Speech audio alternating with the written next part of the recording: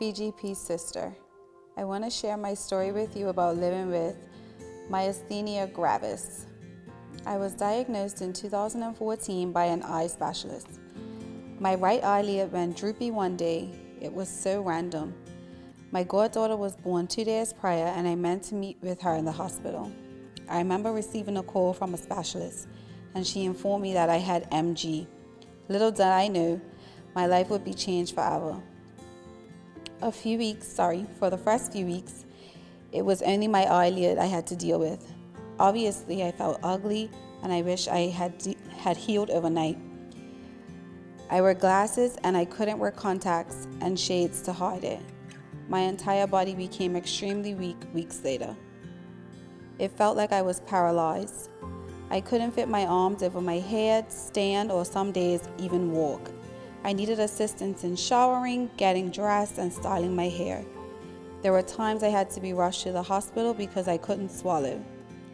Therefore, I couldn't take my medication. Traveling was a challenge. I needed a wheelchair for assistance. It was quite embarrassing considering I was an athlete growing up. After being diagnosed, I felt like I was hopeless. I couldn't do anything for myself. I couldn't ride my bike anymore. I almost lost my job. I was worried that my boyfriend would leave me.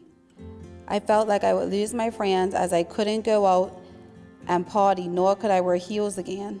I cried all the time. I thought my life was ruined. I wish people knew how hard it was to go through such a drastic change mentally and physically. You have to be so strong-minded. You have to be disciplined and follow all the doctor's instructions. You have to believe that you are going to get better soon. If it wasn't for the support of my mom, boyfriend, and family, I'm not sure how my life would have turned out. I'm glad that I was open about how I was feeling and didn't keep it all to myself. I was always open in trying medications and experiments. Today, I feel as if I'm in remission. Although I'm still taking medication every 3 hours and keeping up on my monthly infusions, I feel perfectly fine. I was able to give birth to my daughter naturally, which was something I feared of. I always feared of, not being able to have children, let alone have a natural birth. Sometimes I struggle with the thought of feeling weak again. It terrifies me that if I go down that road, I will not be able to tend to my daughter's needs 100%. This has changed me tremendously. I was definitely a party girl that loved to hang out with my friends. Now I'm much more humble and look at life in a different way. I always push people that complain about small things in life. As soon as I give them an example of what I've been through, their mindset changes. I'm so blessed to be where I am today living with MG.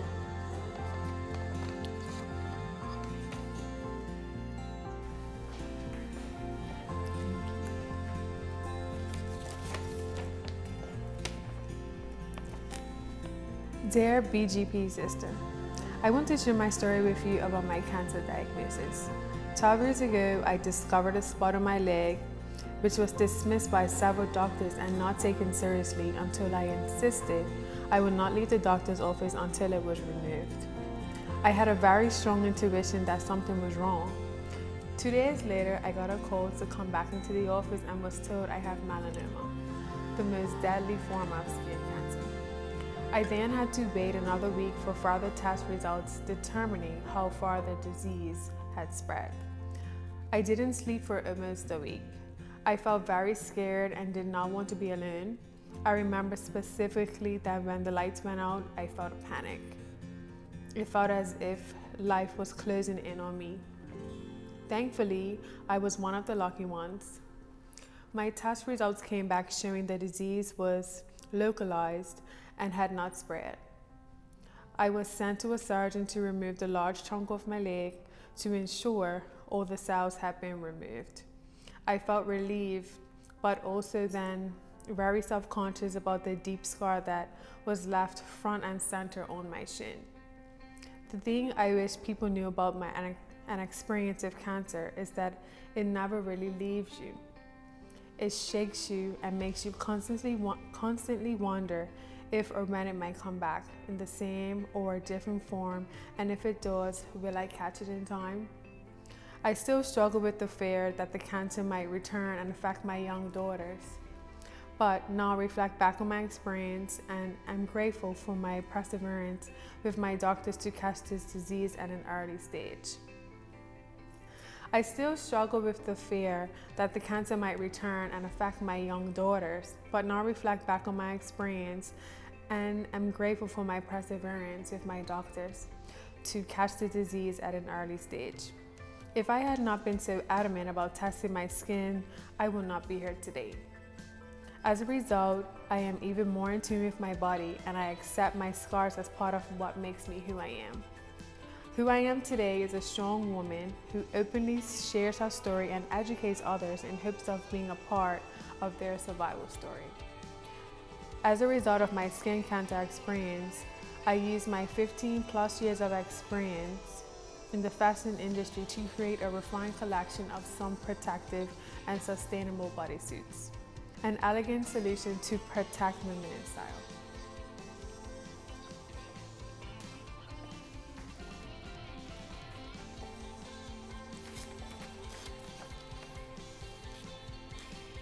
Dear BGP sister, I want to share my story with you about being the mom of a different needs child.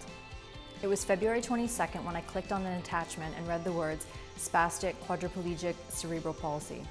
I honestly don't remember much else from that afternoon, but I do remember crying in my job's bathroom and then calling his dad to share the news.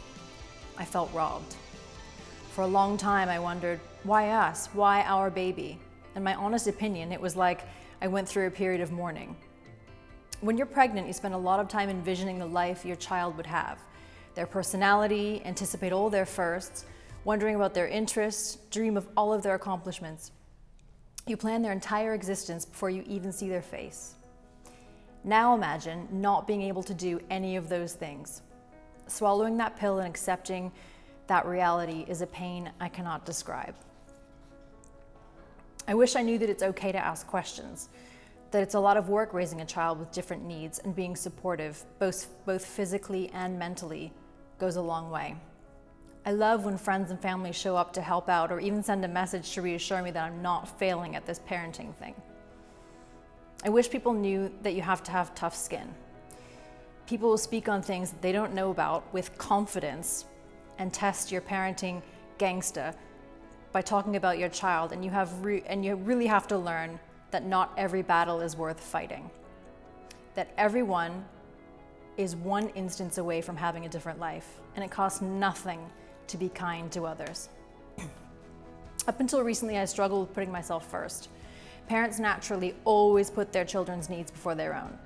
But I've learned recently that if I'm not on my A game and not in my best state, I can't give my best version of me to anyone else. So self-care is important. I've left friendships, work, and even my relationship struggle because I was so focused on being a mom to one son. This is hard for me to even admit, but for the longest time, I beat myself up because I felt like I was failing my eldest son. I struggled with giving him the attention he required because I felt like one needed me more than the other.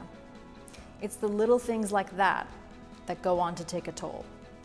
I stopped being a spouse, my attitude toward work changed, and I declined pretty much every invitation extended to me. I was consumed by the diagnosis and had to learn that it did not define my child and it could not control my life.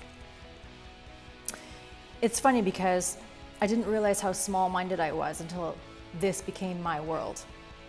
Things like parking in a handicap spot or staring at someone that looked or behaved differently than I did without thinking. And now I'm advocating for change so that those things don't occur within my community. There's an entire world outside of the social norms that we are used to seeing. And I'm determined to make inclusion the new normal. Overall, I would say I grew up, and for the better. I feel so much better today. I mean, I still have my days, especially when I see other kids his age, but I've met so many amazing people from around the world, and they've opened my eyes up to so much more. I've educated myself and now celebrate all his milestones, no matter how big or small. Not too long ago, he held himself up on all fours independently and I cried. He's making strides and I'm grateful. I've accepted it, and we're ready to do everything we were told that he couldn't.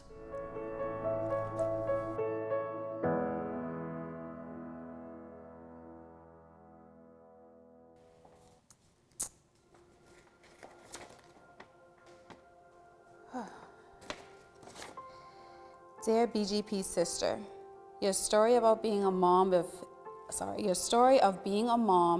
of a different needs child is both heartbreaking and inspiring.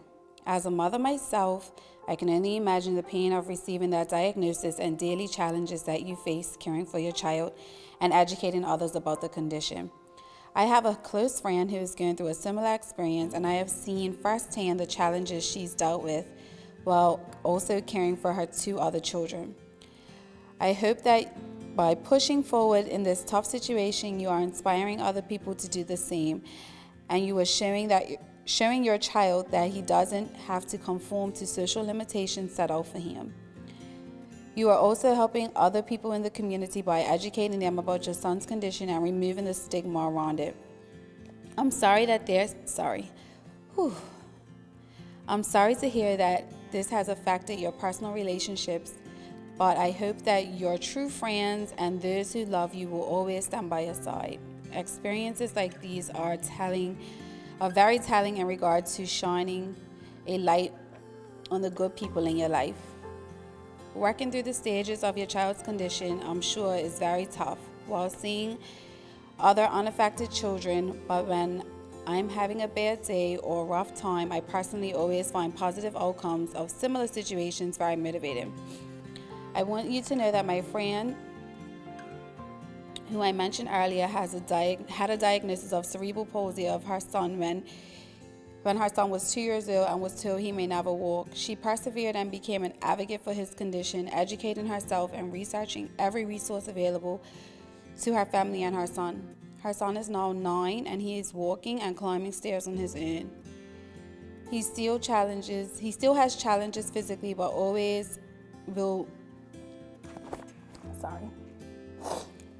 He still has challenges physically and always will, but has already proven many doctors wrong.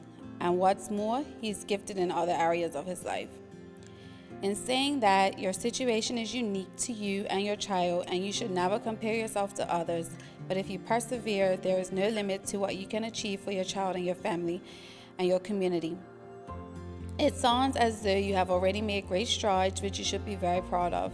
But remember, you are only one person, and you also need to take care of yourself. Not only for the sake of your family, but also for your own well-being. I hope after reading this, you will find that other people are inspired by your strength, and there is a positive future for your child, even though it might be on a slightly different path, and the good people in your life will always be there for you. I told you guys I didn't want to cry today.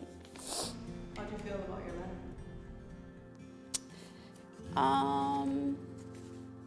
It was good. Sometimes you just need to hear certain things, you know? And so I needed that today. So thanks, BGP sister.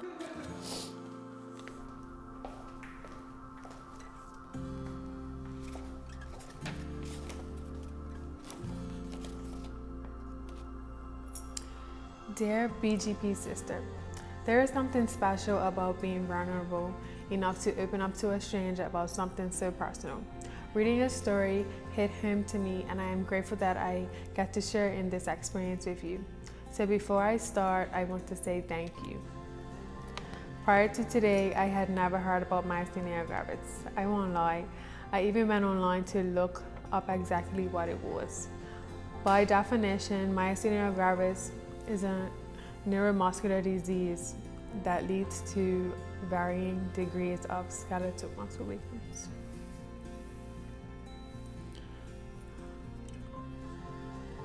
Translation: it's a disease that can change your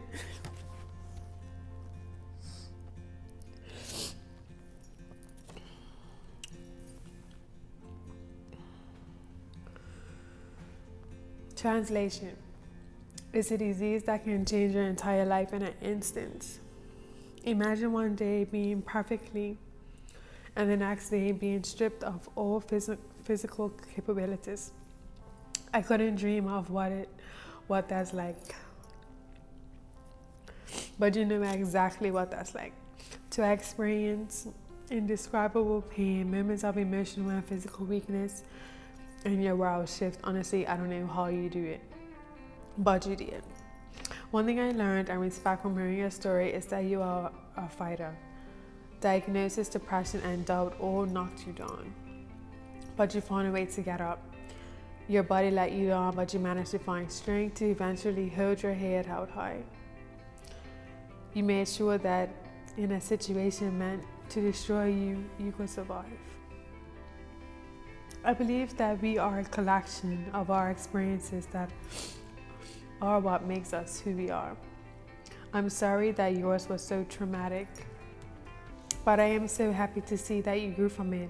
I'm happy to hear that in your time of physical and emotional need, you have people in your corner to reassure and support you, because it can make a hell of a difference.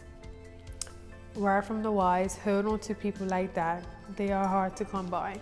Something about your journey reminds me so much of a poem by the late great Tupac Shakur, The Rose That Grew from Concrete. You are my sister, as that rose that grew from the crack in the concrete that MJ tried to bury you in. With all the odds stacked against you, you refused to stay down. You chose to grow, and as a result, you're now pain-free, the mother to a sweet baby girl, and beating your diagnosis. I know you said that you sometimes feel you experience that pain again, but that is perfectly normal. But I beg you, please don't let the fear consume you. In hard times, I want you to remember that you are beautiful inside and out, that your shoulders have carried this weight before, and be reminded that it cannot break you. In good times, all the time really. I want you to only focus on living your best life without fear and without regret. You have so much to give and so much to live for. My BGP sister, know that you are strong, and I admire you, your strength and your story. I mean, you can now add me to your list of supporters. You're my BGP sister now. Love and light, Alyssa. Thank you. Oh, wow. Yeah, it got me. Yeah. It got to me. Mm-hmm. So, how does it feel in knowing like that you have support behind you, that someone shared that with you? It feels good, honestly. I keep to myself a lot. I mean, you know, you have your circle of supporters, so I tend to only turn to them. But it is nice to know that you have support from a complete stranger. So. It's like this person didn't even know who's the face behind the letter. I know. Mm-hmm. And up until today, you didn't know who wrote you that. Right. I didn't have a clue. No. Dear BGP sister, your story about your cancer diagnosis is incredible and inspiring.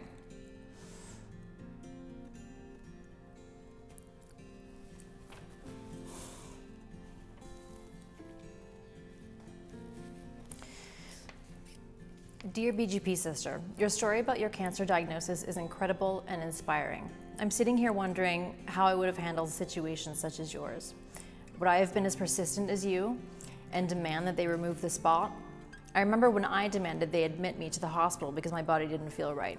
We know our bodies. It's so scary when we're first diagnosed. Like, why is this happening to us? But I believe that God doesn't give us anything we can't handle. If you're ever fearful of the cancer returning, I hope that you can try and think positive thoughts, and that you should keep talking about what you've gone through. Thank you for sharing your experience with me. It's taught me to never give up, question everything, and demand results. I pray that the cancer doesn't come back and that you can live the life that you deserve with your daughters. From your BGP sister. What do you think about your letter? I think it made me emotional because I think we internalize a lot of these things and we don't, you know, they are hard to talk about. And so I think when we internalize them, you know, it's easy to move past it and shift past into everyday life. But when you sit and you think about what you've actually been through, it's a lot. It's a lot. And so I think it is important to, to see it through other people's eyes as well, and see, how your experience has not only shaped yourself, but how it comes across to other people as well. And I'm sure it's very cool to hear that someone else thinks so much of you, from your story, from what you've gone through. It is, because really it's, when you go through something like this, you just go into survival mode. And so I just feel like it's a natural instinct that we have. And you just do everything that you feel that you need to do to survive and move on with your life. So the fact that something so kind of natural and primal can be inspiring to someone else is incredible. So whenever, you do have, a tough day or a tough thought or anything, just remember that you have women who are in your corner. You have a letter that you now have, and, you can always remember that there are other people who you inspire. Thank you.